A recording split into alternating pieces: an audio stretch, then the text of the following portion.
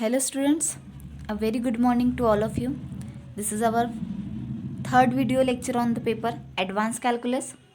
In last lecture we see some test just like geometric series and also comparison test.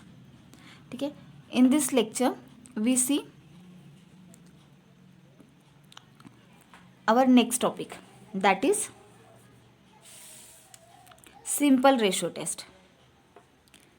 If summation an and summations bn are two series of non-negative terms, ते काय म्हणतात की summation a n आणि summation b n कशी आहे, ह्या दोन series आहे नॉन निगेटिव्ह टर्म्सच्या, such that limit n tends to infinity a n b n is a finite non zero numbers, then the series summations a n is convergent or divergent according has summations b N.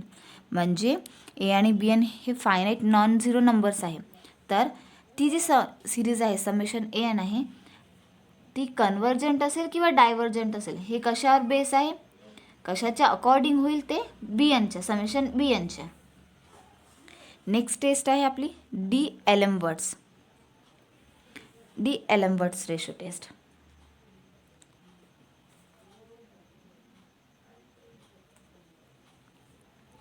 Let summation xn be a positive term series such that limit n tends to infinity xn plus 1 upon xn is equals to L.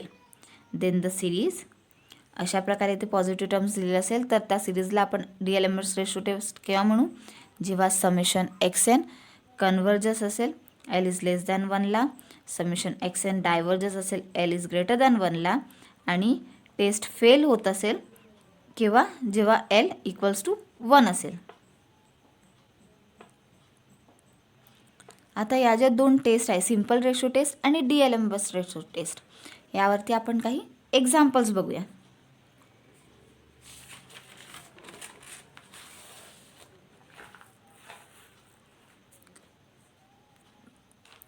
Example first, test the convergence.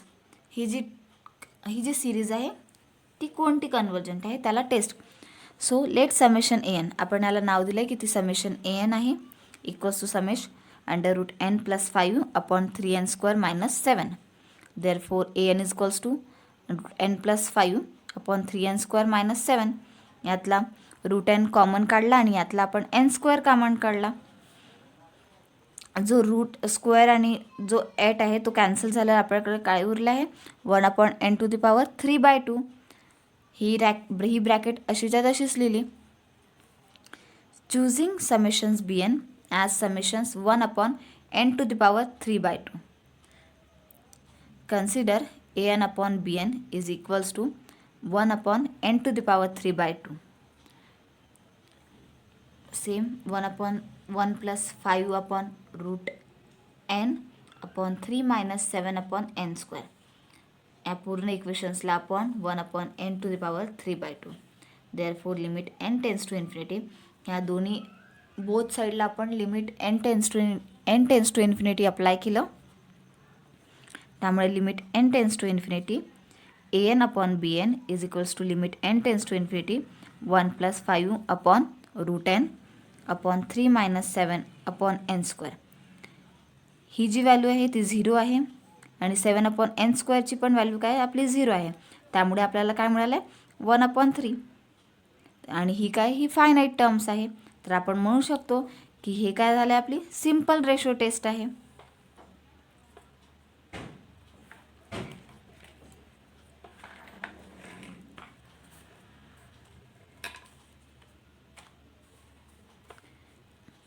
Therefore given series convergent or divergent है ना. ती जी series आता ती finite number मिळालेला आहे, तर एक तर ती सिरीज कन्वर्जंट असेल किंवा ती सिरीज डायव्हर्जंट असेल, आणि हे कशावर डिपेंड आहे समेशन बी एनवर. समेशन बी एन आपला कन्वर्जंट असेल तर ती सिरीज कन्वर्जंट होईल, समेशन बी एन डायव्हर्जंट असेल तर ती सिरीज आपली डायव्हर्जंट होईल. But summation b n 1 upon n to the power 3/2 काय आहे, it's convergent because it is a p series having p is equals to 3/2 is greater than 1, therefore summation an is also convergent.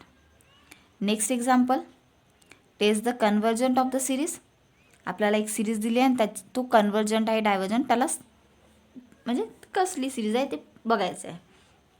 आपण त्याला नाव दिलं आहे summation a n is equals to, ती मल्टिप्लायच्या फॉर्ममध्ये आहे, म्हणजे 1 × 1 + 1 अशा फॉर्ममध्ये, म्हणून आपण summation a n is equals to summation n equals to 1 to the infinity 1/n to the bracket n+1.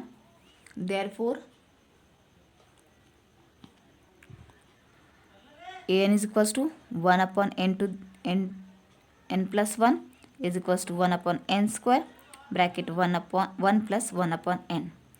Let we choose summations bn equals to summations 1/n².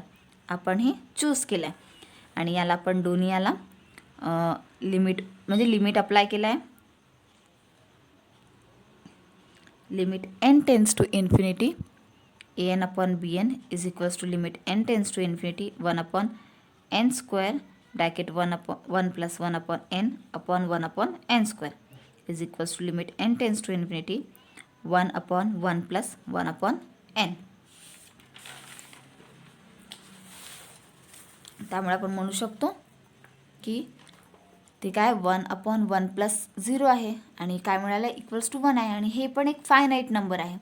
त्यामुळे summations b n equals to summations 1/n².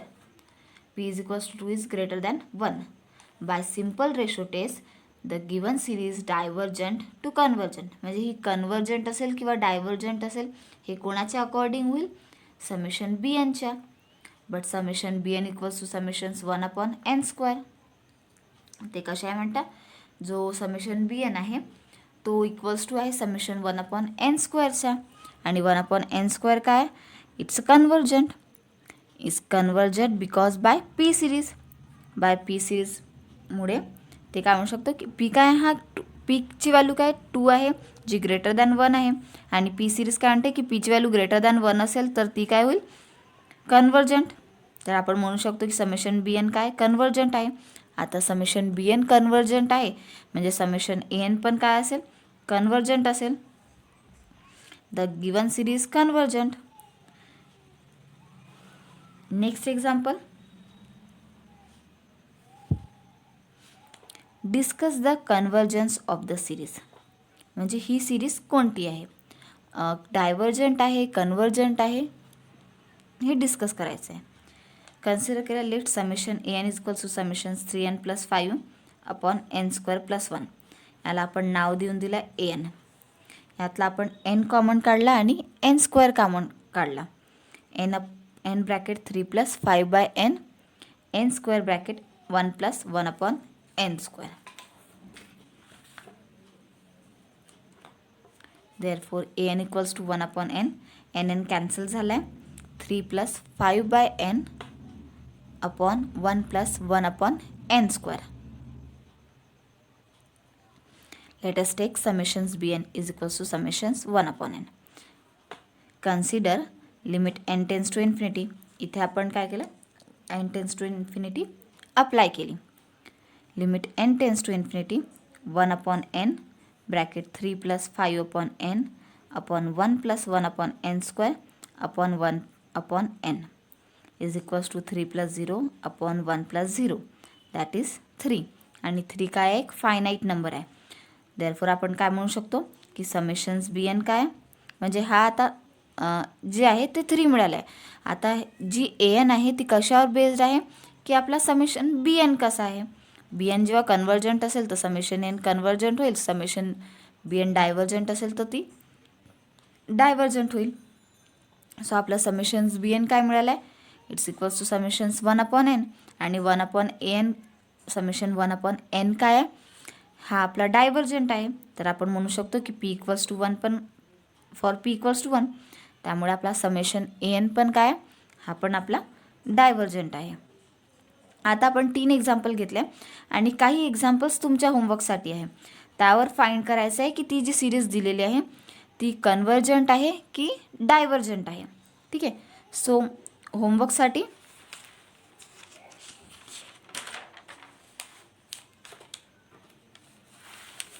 Discuss the convergence of the series. ही series आहे ही convergent आहे की divergent आहे हे prove करायची आहे. ठीक आहे. तो एक एक्झाम्पल आहे तुमच्या होमवर्कसाठी. सो तो सॉल्व करून घ्यायचा. आता आपण काही एक्झाम्पल्स बघणार आहोत DLM रेशोवर. If summations n factorial n to the power n 5 to the power n x to the power n etcetera. तर ते कसं आहे, तिथे काय असणार आहे, आपला DLM रेशो अप्लाय होणार आहे. म्हणजे अशा फॉर्ममध्ये असेल तेव्हाच, नाहीतर नाही. Examples on DLM ratio test. First, summations n to the power n. हा काय n टू द पॉवर nच्या फॉर्ममध्ये आला आहे, म्हणजे इथे आपला DLM रेशो अप्लाय होईल. आपण याला समेशन्स an असं नाव दिलं आहे. Consider an equals to n to the power n upon n factorial. आपण काय केलं, nला रिप्लेस केलं n+1ने. देअरफॉर an+1, जिथे पण n आहे ना तिथे सगळीकडे आपण n+1नी रिप्लेस केलं आहे. त्यामुळे n+1 आपण n फॅक्टोरियल इंटू n+1 लिहिलं आहे. n+1 cancel. त्यामुळे आपल्याला मिळालं आहे की an+1 is equals to n+1 upon n factorial to the power n+1 to the power n upon n factorial. आपण कन्सिडर केली ही term an+1 upon a to the power an is equals to n+1 to the power n upon n factorial. आणि इथे multiply केलं n factorial upon n to the power n factorial cancel. काय उरलं आहे आपल्याकडे, n+1 to the power n upon n to the power n. त्यामुळे आपण म्हणू शकतो की n+1 upon n to the power n. आणि यालाच आपण 1+1 upon n to the power n पण लिहू शकतो. Therefore limit n tends to infinity an+1 upon an is equals to limit n tends to infinity 1 upon 1 plus n to the power n is equals to e. It's a finite. Therefore, limit n tends to infinity an+1 upon an is greater than 1. Therefore, by DLM-Wurtz ratio test, the given series is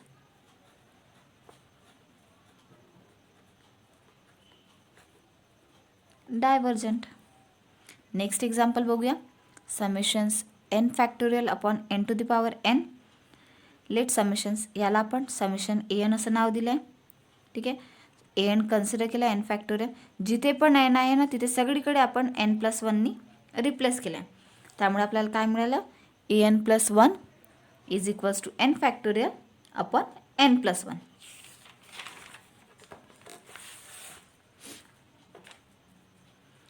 Consider an+1 upon an is equals to n factorial upon n+1 to the power n is multiply n to the power n upon n factorial. It's equals to n upon n+1 to the power n. म्हणजे last जी खालची term आहे त्यामधून आपण n common काढला तर आपण असं लिहिलं त्याला लिमिट n टेन्स, दोन्ही साईडनी लिमिट अप्लाय केल्यावर limit n tends to infinity an+1 upon an is equals to limit n tends to infinity bracket 1 upon 1 plus 1 upon n to the power n. याला is equals to 1 upon limit n tends to infinity. आणि ही काय आली आपले 1 upon e आलेली आहे जी लेस than आहे 1ला. By the DLM-Wurtz ratio test the given series is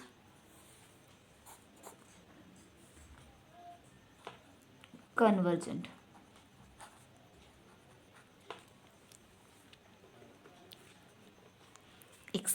एक लास्ट एक्झाम्पल बघूया.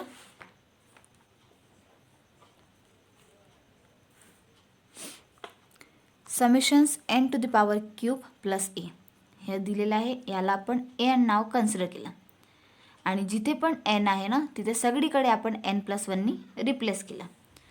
इथे आपण कन्सिडर केलं जी खालची टर्म आहे तीच,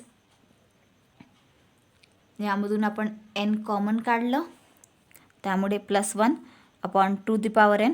2ला सेपरेट केलं कारण जो लॉज ऑफ इंडायसेस आहे, लॉज ऑफ इंडायसेसने आपण 2 to the power n into 2ला आपण 2 टू द पॉवर n+1 असं म्हणू शकतो है ना.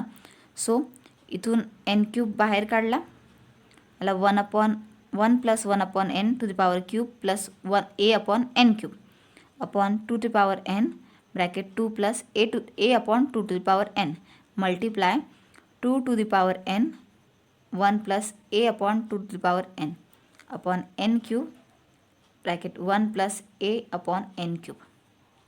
आणि याला असं लिहिल्यावर जे जे आपलं कॅन्सल होते किंवा आपल्याला ज्याच्या व्हॅल्यू माहिती आहे, जसं आपल्याला 1 अपॉन एनची व्हॅल्यू माहिती आहे की ती 0 होणार आहे, ए अपॉन एन क्यूबची व्हॅल्यू माहिती आहे ती 0 होणार आहे, a upon to the power एनची cube n or a upon n क्यूबची पण व्हॅल्यू माहिती आहे की ती 0 होईल. ती पुट केली त्यामुळे आपल्याला काय मिळालं की 1/2 हा लेस दॅन आहे 1. आणि जर हा 1/2 लेस दॅन 1 असेल तर आपण म्हणू शकतो की बाय डी-एल्बर्ट्स रेशो टेस्टमुळे जो आपला समेशन एन आहे तो कसा आहे, it's a summations is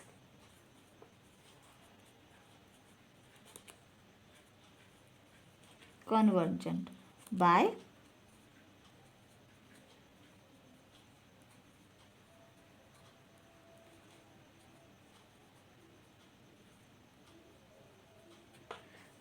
D-Albert's ratio test. इथे आपले एक्झाम्पल संपलेले आहे डी-एल्बर्ट्स रेशोवरती. नेक्स्ट टॉपिक जो आहे आपला तो आपण नेक्स्ट व्हिडिओ लेक्चरमध्ये घेऊया.